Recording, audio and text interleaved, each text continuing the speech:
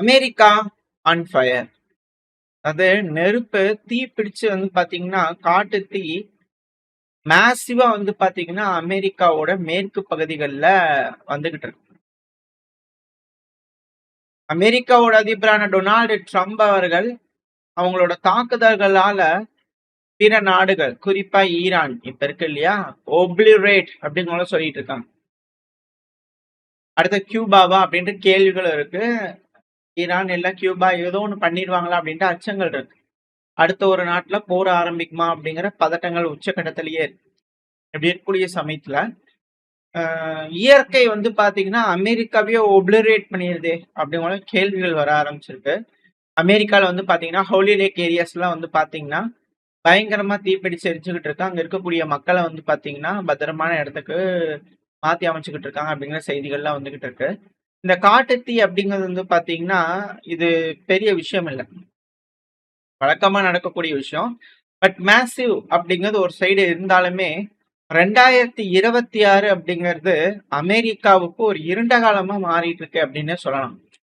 ஏன்னா வறட்சி எந்த அளவுக்கான வறட்சி அப்படின்னா அமெரிக்கா வரலாறுல இருக்கக்கூடிய 1895 காலத்து வறட்சியை நோக்கி ரெக்கார்டை பிரேக் பண்ணி போயிட்டு இருக்கு. அதை விட ஒரு பெரும் வறட்சி அமெரிக்காவை சூழ்ந்திருக்கு அப்படிங்கிறதோட செய்தி. அது தென் மாநிலம் அமெரிக்கால சதர்ன் ஸ்டேட்ஸ்ன்னு சொல்லுவாங்க. எல்லாமே விவசாயம். இந்த civil war, American civil war பார்த்தவங்களுக்கு தெரிஞ்சிருக்கும். ஸோ இதுல வந்து பாத்தீங்கன்னா அந்த தென் மாநிலம் அப்படிங்கிறது வந்து பாத்தீங்கன்னா சிவியரா ஷார்டேஜா இருக்கு. என்ன ஷார்டேஜ் அப்படின்னா நிலத்தடி நீர், கிரவுண்ட் வாட்டர் அப்படிங்கிறது ரொம்ப கம்மியா இருக்கு. அதுலயும் ஏகப்பட்ட குற்றச்சாட்டுகள்லாம் இருக்கு. இந்த கார் கம்பெனி எல்லாம் வருது அப்படிங்கிறதுனால அவங்க தண்ணியை ட்ரில்லு போட்டு எடுத்துடுறாங்க, தண்ணியே இல்லை அப்படிங்கிறதுக்காக ப்ரொட்டஸ்ட் எல்லாம் பண்ணாங்க. அது போல ஏகப்பட்ட விஷயங்கள் இருக்கு. எனக்கு அது டீட்டெயிலாக நம்ம அதுக்குள்ள போக வேணாம். ஏன் அதை சொல்ல வரேன் அப்படின்னா கார் கம்பெனி அப்படின்னா எலக்ட்ரிக்கல் கார்ஸ், டெஸ்லா கார்ஸ், இது போல பல்வேறு விஷயங்கள். என்னதான் அமெரிக்கா பெருமளவுல மேனுஃபேக்சரிங் அப்படிங்கிறது உதிரி பாகங்கள் மற்றது எல்லாமே வெளிநாடுகள், அதுவும் குறிப்பா சீனாவை நம்பி இருந்தான். கார் மேனுஃபேக்சரிங், அப்புறம் ஆயுத தொழில்நுட்பம், ஆயுத உற்பத்தி அப்படிங்கிறதெல்லாம் வரும்போது அமெரிக்கா இப்போ அந்த பகுதி எல்லாத்தையும் கிரவுண்ட் வாட்டரை உறிச்சு தீர்த்துட்டாங்களா அப்படின்ற கேள்விகள் வர ஆரம்பிச்சு. 1895 காலகட்டத்துக்கே போறாங்கன்னா கற்காலத்துக்கு கொண்டு போயிருவேன் அப்படிங்கிற ட்ரம்ப் அவர்கள் எல்லாத்தையும் மிரட்டுற மாதிரி இயற்கை அமெரிக்காவை கற்காலத்துக்கே கொண்டு போய் விட்டதே அப்படிங்கிறது போல அச்சங்கள் வந்துகிட்டு இருக்கு. ஏன் இந்த நிலத்தடி நீர் ஓகே, வறட்சி ஓகே, இப்போ ஃபயரும் வந்துகிட்டு இருக்கு ஓகே, இதனால என்ன ஆயிரும்ன்ற பெருசா அப்படின்னா உணவு பஞ்சம். அமெரிக்கால உற்பத்தி திறன் கம்மியாயிருச்சு, ஈல்டு இல்ல, விவசாயம் சரிவர இல்லை அப்படின்னா ஆல்ரெடி மேற்கு குறிப்பா வெஸ்டர்ன் யூரோப்பியன் நாடுகள் உக்ரைன் இந்த ஏரியா இருக்கிறதெல்லாம் வந்து யூரோப்போட ஃபுட் பாஸ்கெட் இந்த ஏரியா. இப்ப அவங்களும் வந்து பாத்தீங்கன்னா பெருமளவுல போர்ல இருக்கிறாங்க. அங்க இருக்கக்கூடிய விவசாயிகளுக்கும் பெரும் பிரச்சனைகள், ஏகப்பட்ட சிக்கல்கள் இருக்கிறதுனால அது இந்த கார்பன் டாக்ஸ் எல்லாம் போட்டிருந்தாங்க இல்லையா, மாடு வச்சுக்கிறவங்க எல்லாம் வந்து பண்ணா ரொம்ப பெரிய சிக்கலுக்கு இன்னலுக்கும் அவதிக்குள்ளாயிருந்தாங்க. இப்போ விவசாயம் அப்படிங்கிறது வந்து பாத்தீங்கன்னா அழியும் தருவாயில இருக்கு. இந்த அளவுக்கு வந்துருச்சு, இது அதுக்கும் மேல போகுது அப்படின்னா உணவு தட்டுப்பாடு, உணவு பஞ்சம் அப்படிங்கிற விஷயங்கள் வர ஆரம்பிச்சிடும். ஆல்ரெடி ஆயில், கேஸ் இது போல ஏகப்பட்ட விஷயங்கள் இருக்கு. குளோபல் சேஞ்சு, கிளைமேட் சேஞ்சு, ஏகப்பட்ட விஷயங்கள் சொல்லிட்டு இருக்காங்க. இப்ப இது எல்லாமே கிரைசிஸா மாறிடுமா அப்படிங்கிற அச்சங்கள் வர ஆரம்பிச்சிருக்கு. அதுவும் யுத்தகலம், எல்லா பக்கத்துலயும் குண்டுகள் போட்டு இயற்கை பேரழிவு, சீரழிவு, இந்த எக்கோசைடு, ஜினோசைடுன்னு சொல்லிட்டு இருக்கிறாங்க இல்லையா. ஸோ அது போல விஷயங்கள் நடக்க நடக்க உலகம் இன்னும் எதெல்லாம் பார்க்க வேண்டியது இருக்கு, எங்க கொண்டு போய் விழுவாங்க இவங்க அப்படிங்கிற அச்சங்கள் இருக்கு. அதே போல அமெரிக்கால இயற்கை ஒரு சைடு செஞ்சுட்டு இருந்தாலும் சீனா ஒரு சைடு செய்யதான் பார்த்துக்கிட்டு இருக்காங்க அப்படிங்கிற மாற்றுக்கிறது இல்ல. அமெரிக்கால ஒன் ஆஃப் த மேயர், அமெரிக்கால ஒரு மேயரை வந்து பாத்தீங்கன்னா அரெஸ்ட் பண்ணிக்கிறாங்க. என்ன குற்றம் சொல்லி அரெஸ்ட் பண்ணிக்கிறாங்கன்னா சீனாவோட அசட்டா இவங்க இருக்காங்க அப்படிங்கிறது போல. மேயர் அர்காடியா வாங், பார்த்தாலே உங்களுக்கு தெரியும், அர்காடியாவோட மேயர் தான் வாங் அவர்கள். இல்லான் வாங்கன்னு நினைக்கிற பேர் கொஞ்சம் கட்டாவில்ல, 58 வயசு ஆச்சு. ஸோ இவங்க வந்து பார்த்தீங்கன்னா, சீனாவுக்கு ஆதரவா சில விஷயங்கள் செய்றாங்க. சீனாவுக்கு உளவு பார்க்குறாங்க அப்படிங்கிறது போல கோர்ட்ல வந்து பார்த்தீங்கன்னா, ஃபெடரல் கோர்ட்ல இவங்களுக்கு எகெயின்ஸ்டா ஒரு சார்ஜ் ஷீட் வந்து பார்த்தீங்கன்னா போட்டிருக்காங்க. ஸோ லீகல் ஆக்ஷன் இவங்க மேல எடுத்திருக்காங்க. சீனா எல்லா பக்கத்துலயும் உளவாளிகள வச்சிருக்காங்க அப்படிங்கிறதுல மாற்று கருத்துல பல்வேறு விஷயங்கள் அமெரிக்காவுக்கு எகெயின்ஸ்டா கட்டம் கட்டிக்கிட்டு இருக்காங்க அப்படிங்கிறது இதுல இருக்கக்கூடிய ஒரு பாயிண்ட். இது அமெரிக்கா சார்பா இருக்கக்கூடிய விஷயங்கள் மிக முக்கியமான ஒரு பாயிண்ட்ஸ். இப்ப அப்படியே நம்ம மிடில் ஈஸ்டுக்கு வந்துட்டோம் அப்படின்னா, மிடில் ஈஸ்ட்ல ஈராக் இப்ப ஹைலைட் ஆயிட்டு இருக்கு. ஈராக்ல கிளீனிங் ஆபரேஷன் அப்படிங்கிறது வந்து பாத்தீங்கன்னா துரிதப்படுத்தப்பட்டிருக்கா அப்படின்ற கேள்விகள். ஏன்னா தொடர்ச்சியா இஸ்ரேலோட ஸ்பை பேசஸ், இஸ்ரேலோட இன்டெலிஜென்ஸ் யூனிட்ஸ் இது எல்லாத்தையுமே வந்து பண்ண கிளியர் பண்ணக்கூடிய வேலையில பிஎம்எஃப் பாப்புலர் மொபிலைசேஷன் ஃபோர்ஸ்ன்னு சொல்லுவாங்க. ஈராக்ல அங்கீகாரம் பெற்றுச்சுன்னே சொல்லலாம். அதுவும் ஈரானோட பேக்டு இதெல்லாம் தெற்கு ஈராக்கோட தெற்கு சைடுல இருக்கக்கூடிய நபர்கள். ஏன்னா இவங்களுக்கும் வடக்குக்கு இருக்கிறவங்களுக்கு பிரச்சனை. ஈராக் ரெண்டா பிரிச்சு வடக்கு ஈராக் குர்திஸ்தானும் தெற்கு ஈராக்கும் இருக்கு இல்லையா? ஸோ இப்ப இந்த இடத்துல வந்து பாத்தீங்கன்னா இஸ்ரேலோட உதிரி பாகங்கள் அவசரமா விட்டுட்டு போகக்கூடிய உதிரி பாகங்கள், அமெரிக்காவோட ஆயுதங்கள், இது போல விஷயங்கள்லாம் கண்டெடுக்கப்பட்டுக்கிட்டே இருக்கு. சில பகுதிகள்லாம் வந்து பாத்தீங்கன்னா ரெக்கவர் பண்ணிக்கிட்டு இருக்காங்க. இஸ்ரேல் அவசரமா அவங்களோட முன்னாள் bases, spy bases, hidden bases எல்லாத்தையும் விட்டுட்டு காலி பண்ணி போய்கிட்டு இருக்காங்க ஈராக்ல அப்படிங்கிறது போல சொல்றாங்க. ஈரானுக்கான போருக்கு எகெயின்ஸ்டா இது போல வந்து பாத்தீங்கன்னா யூஸ் பண்ணக்கூடிய பகுதிகள் எல்லாத்தையும் கையகப்படுத்திக்கிட்டு இருக்காங்க பிஎம்எஃப். இப்போ தேடுதல் வேட்டையில இறங்கியிருக்காங்க. போரோட தீவிரத்தன்மை இந்த பகுதியில காட்டுறாங்க. இந்த இடத்துல நம்மளால தெரிஞ்சுக்க முடியுது போற போக்கு வச்சு பார்க்கும்போது. அது மட்டும் இல்லாம சேட்டலைட் இமேஜ் ஈராக்க ஒரு இன்ச் விடாம அள்ள நடந்துகிட்டு இருக்காங்க. அதுவும் சீனாவோட உதவியோட ஈரானும் சரி, சீனாவும் சரி, ரஷ்யாவும் உதவுறதா சொல்லப்பட்டுட்டு வருது. குற்றச்சாட்டுகள் வருது. ஈரானுக்கு வந்து பாத்தீங்கன்னா உதவுறாங்க. ஈராக்கை இன்ச்சா அளவெடுத்து எந்தெந்த இடத்துலலாம் பேஸ் இருக்கலாம், எந்தெந்த இடத்துலலாம் நடமாட்டம் இருக்கு, எந்தெந்த இடத்துல சந்தேகப்படும்படி விஷயங்கள் இருக்கு அப்படிங்கிற இமேஜஸ் வந்து பாத்தீங்கன்னா ஷேர் ஆயிட்டு இருக்கு. இதுல இஸ்ரேலோட ஏர் ஸ்ட்ரிப் வந்து பாத்தீங்கன்னா ஈராக்ல இருக்கக்கூடிய வற்றி போன ஒரு படுகை சொல்லுவாங்க இல்லையா, படுகையில வந்து பாத்தீங்கன்னா ஏர் பேஸ் மாதிரி கட்டிடலாம் அப்படிங்கிற இஸ்ரேல் தரப்பு வந்து கட்டி இருந்திருக்கான். ஸோ அத பார்க்கும்போது வந்து பார்த்தீங்கன்னா, அது எப்ப வேணாலும் அது மாறும். திடீர்னு வெள்ளம் வரும். அந்த வற்றி போன அந்த இது தண்ணி வந்து பார்த்தீங்கன்னா, திடீர்னு வருதுன்னா, அதோட வேகம் காரணமால அதோட டைரக்ஷன் வந்து சேஞ்ச் ஆகணும். எல்லா ரிஸ்கையும் அனலைஸ் பண்ணி, இஸ்ரேல் வந்து பார்த்தீங்கன்னா, சரியான தருணத்துல இந்த ஆப்பரேஷன கையில எடுக்குறாங்க அப்படிங்கிறத புரிஞ்சுக்கலாம். ஏன்னா, வறட்சியான காலம், நல்ல வெயில் காலம், மழைக்காலம் அல்லாத டைம்ல இது போல டைம்ல தான் இதெல்லாம் யூஸ் பண்ணணும். அதெல்லாம் கரெக்டா கணக்கச்சிதமா வேலைகள் செய்யறாங்க அப்படிங்கிற மாற்று கருத்துல இந்த புவியியல்ல அவங்களுக்கு சார்பா யூஸ் பண்றாங்க.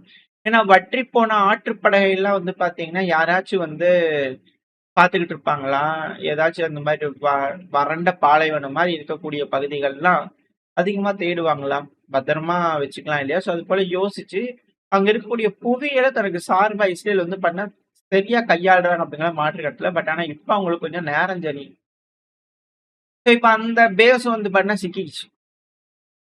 சேட்டலைட் இமேஜ்ல பார்க்கும்போதே தெரியுது கிளியரா ஏர் ஸ்ட்ரிப் இருக்கு. ஸோ அங்க வந்து பாத்தீங்கன்னா மார்ச் 1, மார்ச் 2 இந்த டைம்ல வந்து பாத்தீங்கன்னா அந்த ஏரியால பெரும் அளவுல ஆக்டிவிட்டிஸ் இருக்கலாம் அப்படிங்கிறத சொல்றாங்க. இது டெம்பரவரி ஃபார்வர்டு பேஸா கூட வந்து பண்ணா பயன்பட்டிருக்கலாம். ரீஃபியூலிங் பாயிண்ட்டுக்காக கூட ஈரானுக்கு எகெயின்ஸ்டா ஆபரேஷன் பண்றதுக்கு ரீஃபியூலிங் பாயிண்டா கூட இந்த பகுதிகள் செயல்பட வாய்ப்புகள் இருக்கு. ஏன்னா ஏர்கிராஃப்ட்லாம் வந்து பாத்தீங்கன்னா விசிபிளா தெரியும். காலங்காத்தால இந்த இடத்துல எல்லாம் வந்து பாத்தீங்கன்னா ஆக்சஸ் தெரியும். ஸோ அதனால நைட்டு நேரங்கள்ல இது போல வேலைகள் செஞ்சிருக்கலாம். இதை கண்டுபிடிக்காம இருக்கிறதுக்காக அங்க இருக்கக்கூடிய ஸ்ட்ரக்சர்ஸ் எல்லாம் இருக்கு. பில்டிங் மாதிரி கட்டி வச்சாதானே அங்க ஆளுங்கள்லாம் இருக்க முடியும். ஸோ அது எல்லாமே டெம்பரவரியா ஈஸியா அகற்றி மாற்றி அமைக்கக்கூடிய வகையில இருக்கக்கூடிய ஸ்ட்ரக்சர்ஸை வந்து பாத்தீங்கன்னா எழுப்பி இருக்காங்க. அதுவும் சப்போர்ட் பண்றதுக்காக எக்யூப்மெண்டா இருக்கட்டும், விமானங்களுக்கு தேவைப்படக்கூடிய உதிரி பாகங்களா இருக்கட்டும், இது எல்லாமே மேற்கோட துணையோட, அதுவும் குறிப்பா அமெரிக்காவோட துணையோட இது போல இஸ்ரேல் பெருமளவுல ஈராக்ல வந்து பாத்தீங்கன்னா ஆப்ரேட் ஆயிட்டு இருந்திருக்காங்க. ஏன்னா ஈராக்ல அமெரிக்கன் பேஸ் இருந்துச்சு இல்லையா? ஸோ அது ரிலேட்டடா அது மாரி வந்து பண்ணா இஸ்ரேல் தரப்பு வந்து யூஸ் பண்ணியிருப்பாங்க போல தெரியுது. இப்ப அமெரிக்காவோட கை இறங்க இறங்க அந்த பகுதிகள் எல்லாமே இப்போ தேடுதல் வேட்டையில இறங்கியிருக்காங்க. ஸோ இப்ப இந்த சைட் வந்து பார்த்தீங்கன்னா, டெம்பரவரி ஃபார்வர்ட் பேஸ் வந்து பண்ணா க்ளோஸ் ஆயிருந்திருக்கலாம். இப்போதைக்கு இந்த பிரச்சனையில வந்து பண்ணா சில பல மிக முக்கியமான பகுதிகள இஸ்ரேல் இழந்துகிட்டு இருக்காங்க. ஈரானுக்கு எகெயின்ஸ்டா அப்படிங்கிறது இந்த பாயிண்ட்ல இருந்து தெரியுது. ஸோ இது போல எல்லா இடத்துலயும் வந்து பார்த்தீங்கன்னா, ஈரானும் இப்போ ரெடி ஆயிட்டு இருக்காங்க. எல்லா லூப் ஹோல்ஸையும் அடைக்கிறதுக்கான வேலைகள்ல ஈரான் பார்த்துக்கிட்டு இருக்காங்க. ஒன்ஸ் போர் அப்படிங்கிறது திரும்பவும் மீண்டும் ஆரம்பிக்குது அப்படின்னா, ட்ரம்ப் அவர்கள் எந்த நேரமும் ஈரானை தாக்குதல் பண்ண வாய்ப்புகள் இருக்கு. ஸோ ஒன்ஸ் இது போல நடக்குது அப்படின்னா, கண்டிப்பா யுத்தம் மிக பெருமளவுல இருக்கும் அப்படிங்கிற மாற்று கருத்துல அதுக்கு சப்போர்ட் பண்றதுக்காக அமெரிக்காவோட nuclear powered ballistic missile submarine strait of கில்பர்டார்ல வந்து பாத்தீங்கன்னா இருக்கு. இந்த கில்பர்டார் அப்படிங்கிறது வந்து பாத்தீங்கன்னா போர்ட்ல டாக் ஆயிருக்கு. நார்மலா சப்மரைன்லாம் வந்து பாத்தீங்கன்னா இருக்கக்கூடிய பப்ளிக்கான லொகேஷன் தர மாட்டாங்க. பட் ஆனா குடுக்குறாங்க. Ohio class missile ballistic missile submarine. என்ன இதுல இன்னொரு விஷயம் அப்படின்னா, சப்மரைனோட லொகேஷன் காட்டுறாங்க. ஸோ மிரட்டுறாங்களா அப்படின்ற கேள்விகள். இன்னொன்னு இந்த கில்பர்டான் இருக்கு இல்லையா? இது வந்து அந்த ஏரியால இருக்கக்கூடிய நாடுகளோடதெல்லாம் கிடையாது. இது யூகேவோடது. யூகே அவங்களோட பகுதின்னு இங்க வச்சிருக்காங்க. அட் த சேம் டைம் யூகேவோட பகுதின்னே சொல்லிட்டு சைப்ரஸ்ல ஒரு பகுதி இருக்கு. ஸோ இந்த ஏரியாக்களை தான் அமெரிக்கா பெருமளவுல யூஸ் பண்ணிட்டு இருக்காங்க. ஸோ இப்ப கில்பர்டால வந்து பார்த்தா போர்ட்டா இருக்கு. இதை வந்து பாத்தீங்கன்னா பலரோட கவனத்தையும் ஈர்த்திருக்கு இந்த யுஎஸ்எஸ் அலாஸ்கா. அதோட பேர் அலாஸ்கா. அலெக்சானே ஞாபகம் இருக்கு. ஸோ அலாஸ்கா அந்த ரஷ்யாவோட பகுதி காசுக்கு வித்தாங்க இல்லையா? ஸோ அந்த ஒரு பகுதி.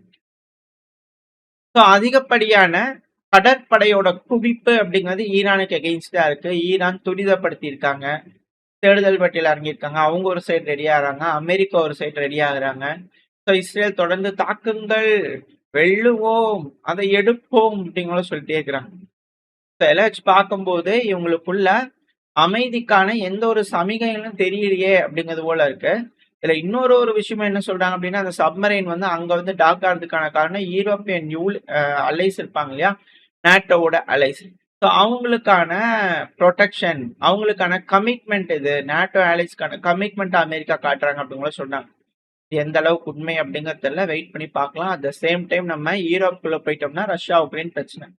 இந்த ரஷ்யா உக்ரைன் பிரச்சனையில ஒரு மிக பெரும் பிரேக் த்ரூ நடக்குமா அப்படிங்கிறது போல பலரும் பார்த்துட்டு இருக்காங்க. ரேஸ் டு கிரமடாஸ்க் அப்படிங்கிற சொல்லிட்டு இருந்தோம் இல்லையா? உக்ரைனோட ராணுவ வீரர்கள் அவங்களோட கிரமடாஸ்க் பகுதியை அந்த சிட்டியை டிஃபெண்ட் பண்றதுக்கு ஆயத்தமாகறாங்க.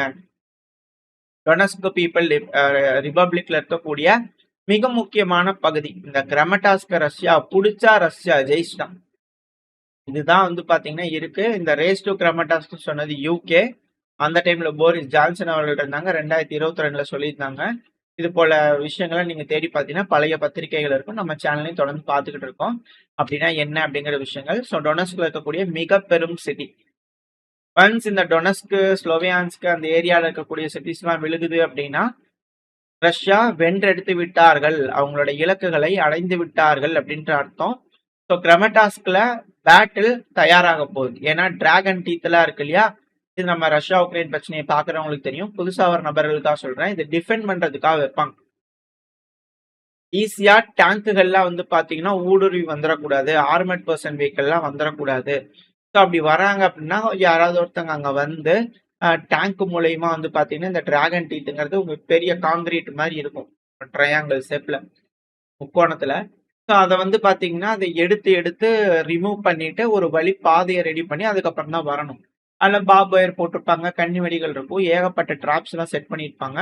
ஸோ உயிர் சேதங்கள், தாமதம், இது போல விஷயங்கள் இருக்கும். இதனால உக்ரைன் வந்து பண்ணா ப்ரிப்பேர் ஆகி ரஷ்ய வீரர்களை தாக்குறதுக்கான வாய்ப்புகள் அதிகமா இருக்கும். இந்த ரஷ்யாவும் வந்து பாத்தீங்கன்னா இது போல டிஃபென்ஸ் லேயரை உருவாக்குவாங்க. நம்மளாம் அந்த டைம்ல பாத்துருவோம். இப்ப டிராகன் டீத்தை அதிகப்படியா இங்க ரெடி பண்றாங்க, சிட்டியை தயார் பண்றாங்கன்னா, போருக்கு தயார் பண்றாங்கன்னா உக்ரைன் இதை இழக்க தயாராயிட்டாங்க அப்படிங்கிறத யதார்த்தமான உண்மை. ஏன்னா ஒரு பகுதிகளையும் இது போல பேட்டில் நடந்திருக்கு. Battle of Bakhmut, battle of ஆர்பிகா, பேட்டில் ஆஃப் பல பேட்டில்ஸ் வந்து பண்ண நம்ம சேனல்ல நம்ம பார்த்துருக்கோம். ஸோ இது போல battle of Kramatorsk, battle of Kursk இந்த ரஷ்யாவோட பகுதியில் கூட நடந்துச்சு. உக்ரைன் ஒரு தடவை போனாங்க, அதுக்கப்புறம் திருப்பி அது ஒரு பேட்டில் நடந்தது. அப்புறம் பேட்டில் ஆஃப் லைமன். ஏகப்பட்ட பகுதிகள்ல வந்து பார்த்தீங்கன்னா பேட்டில் நடந்திருக்கு. எல்லா பேட்டிலுமே சிறப்பு வாய்ந்த ஒரு பேட்டில்ஸ். மிக முக்கியமான பகுதிகள்ல.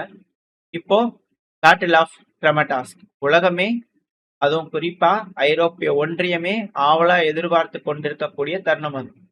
ரஷ்யாவை தோக்கடிக்க போறோமா? இல்ல ரஷ்யா கிட்ட தோக்க போறோமா? அப்படிங்கிற ஒரு விதி இந்த பேட்டில் ஆஃப் கிரமடாஸ்க்ல தான் இருக்கு. எப்படி உக்ரைன் அதை டிஃபெண்ட் பண்ண போறாங்களா? இல்ல சில மாசங்கள், சில நாட்கள்லயே ரஷ்யா கிட்ட குடுத்துட்டு இங்கிருந்து பின்வாங்கி போயிருவாங்களா? என்ன நடக்க போன்றத வெயிட் பண்ணி பார்க்கலாம். ஓரளவுக்கான தகவல்கள் இந்த பதிவுல பார்த்திருப்போம். இந்த பதிவு எப்படி இருந்துச்சு உங்களுக்கு பிடிச்சிருக்கா? பிடிச்சுனா லைக் பண்ணிட்டு உங்க ஃப்ரெண்ட்ஸ்க்கு ஷேர் பண்ணிக்கோங்க. அது கூடவே மறக்காம நம்ம சேனலை சப்ஸ்கிரைப் பண்ணாம மறக்காம சப்ஸ்கிரைப் பண்ணிக்கோங்க. அப்பதான் நம்ம போடக்கூடிய வீடியோக்களை வச்சு யூடியூப் 4 பேருக்கு ப்ரோமோட் பண்ணும். உங்களோட அன்பாதரவு எனக்கு எப்ப இருக்கணும்னு நம்பிக்கையில அடுத்த பேர் உங்க சந்திக்கிறேன். Stay safe. பை.